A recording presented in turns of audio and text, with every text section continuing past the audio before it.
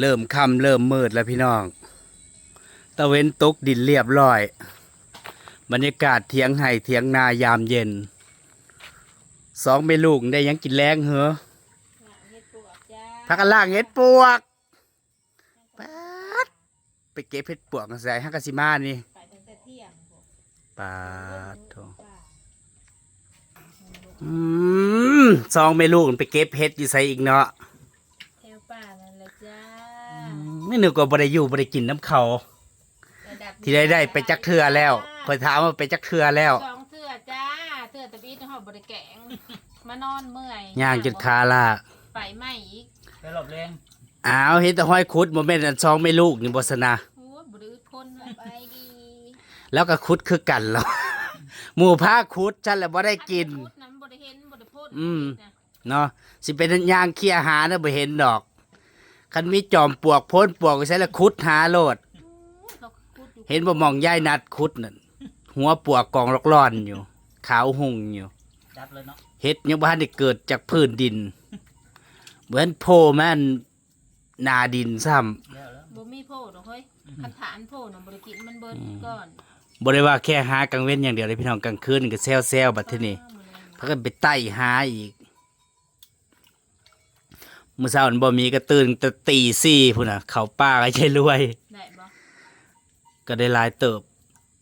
พอแก่งแต่ว่ามันหลายเด้ครับบ่เอามันบ่ทันได้โพหั่นเด้คันสิขุดเอาคือเขาน่ะก็ได้อยู่ก็เสียดายเนาะบ่ทันมีดอกซ้ำน้อยอีหลีมันยังบ่ทันได้ขึ้นหน้าดินซ้ำก็เลยว่าไผอยากได้ก็ให้เขาขุดเอาโลดขุดแน่นอนเสียดายเด้คันเฮาสิขุดมาก็เสียดายจักสิขุดมาหยังมีผู้ชื่ออยู่สวัสดีท่านผู้ชมสบายดียามแรงพี่น้องจ๋าเมนูอาหารเย็นของยายรุ่นก็จะแกงเห็ดปวกอีกแล้วมื้อเช้านี่บ่ได้ซั่นบ่ได้น้อยนึงเว้ยกินผู้เดียวเบิดจ้ะบ่ว่าไผเก็บตอนนี้นะมีแต่ดอกน้อยมันกำลังออกเนาะเองก็เห็นคือกันมันเป็นเค็มเองก็บ่อยากขุดจักสิเอามาเฮ็ดในมิตติมันใช่ไหม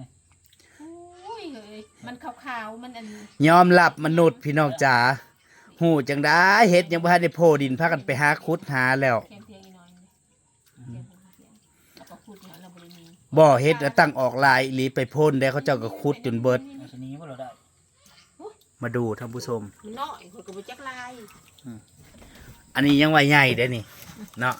อันนี้น่ะกำลังโพซ้ำนี่นะซ้ำนี่ยังบ่ทันโพหน้าดินนี่พี่น้องบ่วิดดินเฮ้ยเปลี่ยนปลูกมันบ่ได้เป็นดอกนี่นี่รูปแล้วก็หาเคยอันนี้นะน้อยเดียวนะซ้ำนี่นะฮั่งก็มือขวดนะอันออกจากนี่เอามือลูบหาแหลมๆนี่ก็ได้แต่ตีนมันละบาดจี้นี่แต่บึงตลาดปักซองแล้วบึงมาเฮือนะเฮ็ดนี่อันนี้กำลังสิโพดินนี่กำลังอันนี้นะโพแล้วนี่โคกใหญ่เขาก็จะแต่ว่าอันนี้นะบ่ทันได้โพนี่คือขุดเอานี่ขุดเอาแล้วก็สิได้ตะคานแบบนี้ร้อนอยู่เนี่ยดอกมันหักบ่เด้พอเฮาคั่วอาหารนี่น่ะนี่เห็นบ่มันบ่ได้มีดอกจักดินี่มีแต่ตีนมันแต่ว่าไปถ่ายให้เบิ่งก็บ่ได้เห็นดอกพี่น้องนี่น่ะมันน้อยมันอยู่ใต้ดินผมมีแต่ขุดเอามันเป็นน้ำให้ลูกไปแล้วคนมันใหญ่เนาะอย่าว่าแต่ผู้อื่นขุดเด้อพี่น้องยายลุ้นแล้วก็ขุดคือกันคันบ่ขุดบ่ได้กินนี่บ่ไปเช้านี่เองบ่ขุดเลยสิถ้าให้มันบานน่ะบ่ได้กินดอกบ่ทันเขาไปเช้ามันน้อยแล้วบ่ขุดเพราะฉะนั้นเห็นต้องขุดให้เรียบหมูฟ้าขุดนี่เจ้าบ่เอาหมูเอาคือเก่าน่ะแต่ว่ามันก็บ่ค่อยอยากมีรสชาติมันก็สิแบบกรอบๆหั่นเด้หวานอยู่หวานอยู่แต่ว่ามันกรอบๆแบบมันคือบ่กินเห็ดนะปกติเห็ดปวกเนื้อมันเป็นซีนเป็นอันคือเนื้อไก่อย่างไข่ละโงกบ่นี่นะมันอยู่กับเห็ดปวกกันเลยอ้าวได้สองไข่อยู่รวมกันเห็ดละโงกหรือเห็ดละงากยายรุ่นจักแล้วเฮ้ยแกงพอสิเบื่อซะกินโลดใครบอกมันอืดเห็ดละโงกขาวนะจ๊ะตูบไกลๆโอ้ยเห็ดปวกก็เป็นตะแพงพี่น้องจะเป็นคือเจ้าของผู้เก็บคักตะปุตะโปะอยู่เบิ่งแน่หาจุดตาชั่วเห็นว่าเนี่ยบ่ได้เห็นเฮ็ดมีแต่เฮาเห็นพี่น้องคันแม่นแบบมันกำลังแบบใกล้สิบาทน่ะคือสิเก็บม่วนอันนี้เป็นกระต้าพุ่นเด้ถ้ามันบาทน่ะเป็นหาพุ่นนี่น่ะหาบเรื่อยเลย มันบริหน่อยเด้ คันถือ มันก็หมู่ใหญ่เด้อมันเป็นจุ่ม ใหญ่ เลยมันแหง ไปเห็นในใส่กระหมูใหญ่เขาคุดเนาะ เฮ็ดออกรุ่น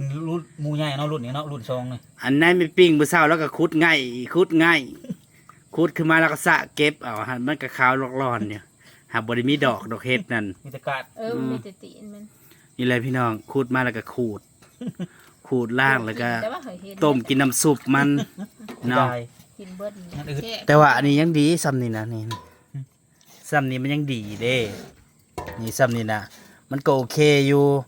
เนาะ คือเฮ็ด เอา บวก ไปจี้ป่นก็ได้พี่น้องเสียบไม้แล้วไปย่างมันสิหวาน ทำๆนี่นะน้อย นี่แต่ว่าอันนี้นะ พ่นเฮ้ยมันหัวพ่นอัน มึงแน่สังเกตเบิ่งมันบ่ได้มีดอกเลยพี่น้อง มันเห็ดปลอ นี่บ่ทันได้มีดอกกำลังสิเป็นอันดอกเนาะประมาณอีก2 มื้อพุ่นนี่กว่าสิพอเก็บนี่ 3 มื้อเฮ้ย 2-3 มื้อกลัวมันสิโพดีแล้วกลัวมันสิใหญ่อีก ก็อีกมื้อหนึงอันนี้พากันไปขุดเอา น้อย เนาะ พูดกับหมู่พูดเนาะ ๆ กันอยู่ชวนเฮายังว่าไว้หันบ้าน อย่าว่าหลายสวนเจ้าของกันตะบาสิทันเขากว่าเฮ็ดพี่น้องเทศกาลเฮ็ด กำลังเลิก แต่ว่า เห็ดก็เพื่อสิหาเห็นถึงตาชวน เก็บก็บ่ค่อยม่วนดอกมันได้ขุดหาขุดเอา มันบ่ได้เห็น เมื่ เฮ้ อย กี้มาปัก ค่ะมันแบบบานรับซาดอยู่แล้วเป็นตะสะอ่อนเด้ ฮักกุย เก็บกับม่วนเก็บกะง่าย อันนี้ต้องขุดหาซากกับบริเห็นได้เอามือลูบคอยไปกับยายรวยมื้อเช้านี่ก็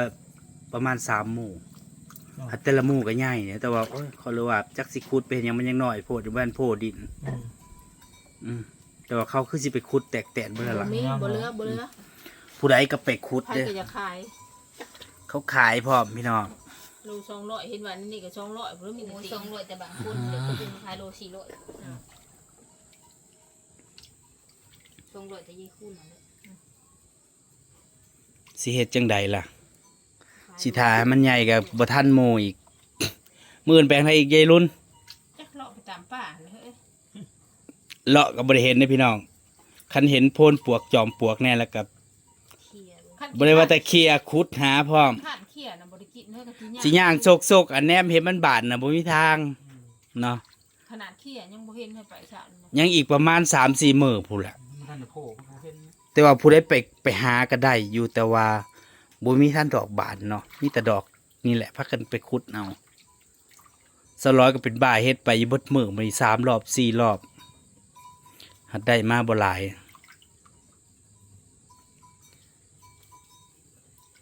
ถ้าว่าฮู้หมองใดที่เคยเอานะก็ไปขุดเบิ่งมันก็มี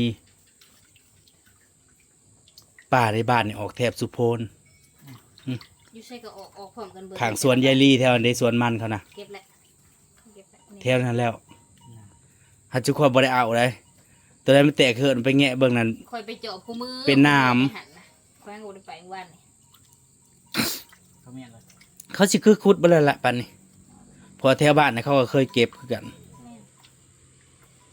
ถ้าอยากเอาก็เอาไปโหลด หัวหมูเฮ็ดเนาะ เนาะอันนี้ป้ากกพอกอันหน้าอีตายนั่นก็ที่มาอันเก็บค่าไฟอะ กระจอย ในกกพอกในยายรุ่นหมู่บักใหญ่แถวอันกกเงาพอกแถวอันเงาติ๋วเงากุ้งน่ะมาครับบ่ทันได้โพบ่ทันได้ออกดอกหรอกไม่ปิ้งไปขุดเอามื้อเช้านี่เมื่อวานเขาก็ไปเก็บ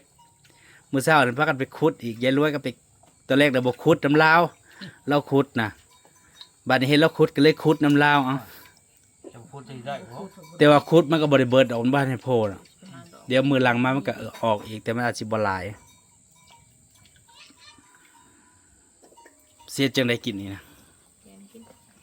แกง แต่มันสิกรอบเลยพี่น้องมันบ่ได้อันเนาะมันบ่ได้เคลื่อนดอกใหญ่เด้แต่บ่ทันได้หอมซ้ำค่อยว่าพูนมันเริ่มจากบานเพิ่นมันสิหอม อันนี้เฮ็ดปวกใหญ่บ่ยายรุ่นอันหมองเฮาเก็บปีนั่นเด้ค่ะบ่ได้ไปเบิ่งบ่ บ่มีเบิ่งเลย3เทื่อเบิ่งเลย บ่ได้ขุดน้ำบ่ บ่ สิง่ายไปทางใหม่บ่จ๊ะ หัวพ่นหลอนๆนะเขี้ยบ่เห็นเลยก็ย่างแล้วพูดหายแต่บ่เก็บ มักม่วงมาใส่อีกเนี่ย มาแต่บ้าน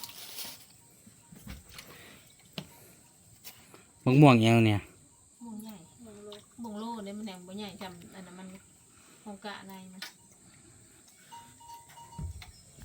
ไม่ชี้หา นึกว่าพากันเฮ็ดหยังพี่น้อง3แม่ลูกเพิ่นไปหากะ โอ้ยหามาแล้วก็เมื่อย เมื่อยล้าง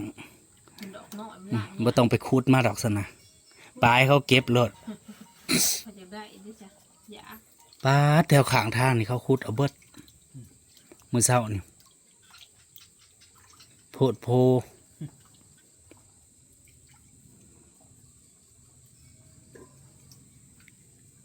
เขาจังไดว่าหัวเฮ็ดออก โอ้ยเขานำบริยาเขาป่าเนาะคุดมากระนูนคุดจิหล่ออยู่กับมือ จอบหาเนาะบ่ออกก็ขุดหา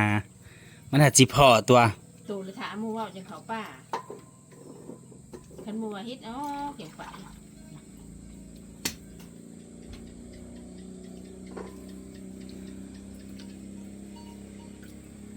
แน่แน่นอน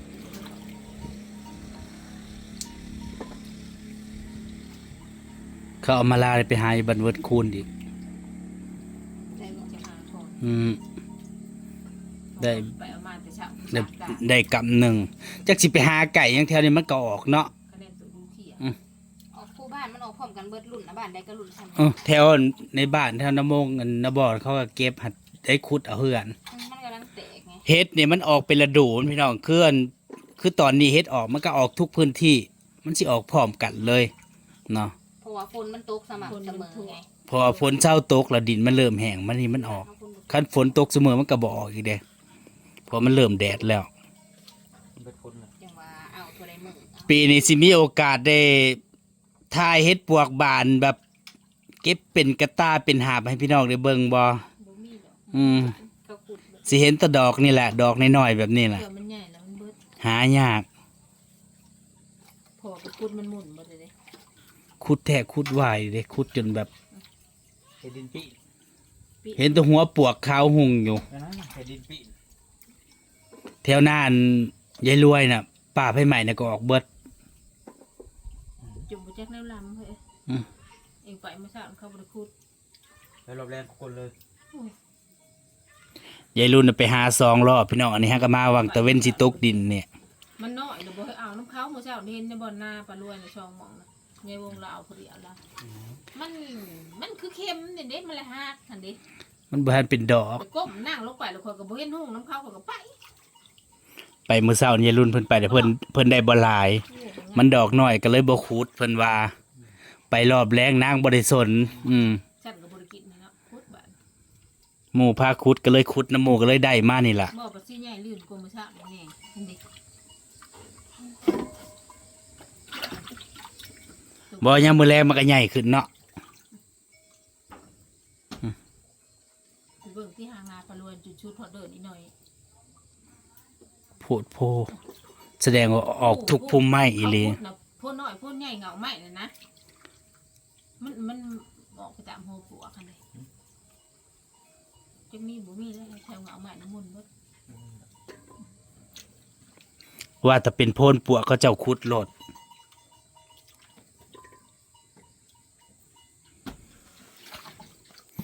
เทศกาลเฮ็ดพี่น้องจ๋าบ่ได้อยู่บ่ได้กินแต่ละมื้อก็ไปหาเฮ็ด มันติดเลยตอนเนี้ย มื้ออื่นนี่ก็สิไปอีกแล้ว ไปแต่เช้าก็คือเก่าแล้วมันบ่เห็น นอกจากเห็นไว้อะ คือโคมไปแล้ว แบบว่าเฮาไปแล้วมันก็บ่ได้บานนั่นเด้ เห็นบ่เอาเหยื่อมาก มันติดเลย เจ้าน่ะบ่ทันเขายายรุ่นเขากินข้าวแล้วเดี๋ยวเขาก็ไปแล้วนี่ ไปก็ยาเขาจะได้เลือกเอา กลางคืนเขาก็ไปกลางเว้นก็ไป เองก็กินแล้วนอนเอาเหือเอาแห้งย่างบ่อยากหอดสามเหนื่อยเฮ็ดบ่ได้ มื้อเช้านี่ก็ตื่นแต่ตี4พุ่นน่ะ อันยายรวยน่ะเพิ่นเห็นไว้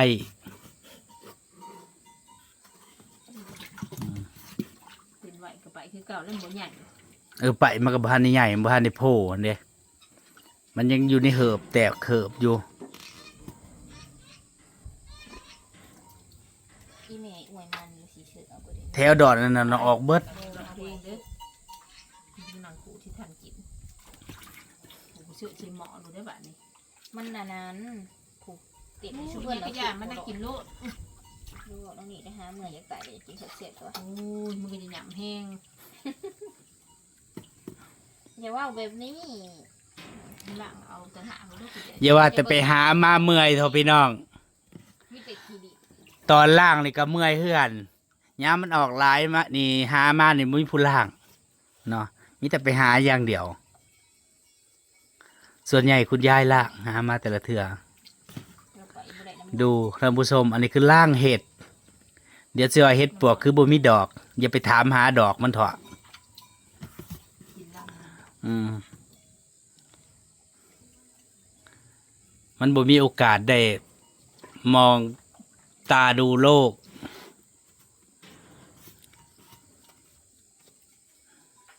หาเห็ดซุมือบริคือสมัยตะกี้ ำเพิ่นก็คือโดนให้เฮาตัวได้บ่โดนของอีแม่เบิด พังเบิ่งพี่น้องอีกจัก2-3 มื้อว่าสิได้เก็บดอกบานบ่หรือว่ามันสิเบิดก่อนดอกมันสิบานเนาะมื้ออื่นบ่มีก็จักสิไปบ่ไปเมื่อย แต่ละมื้อก็ตื่นแต่เช้าแต่กี้ก็เป็นบ่ายเฮ็ดเพาะกับยายรุ่นบาดนี้มาต่อเฮ็ดปวกอีก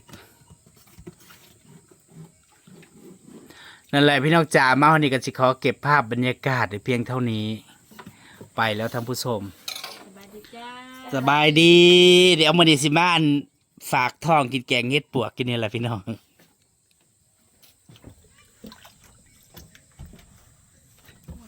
โจมเลย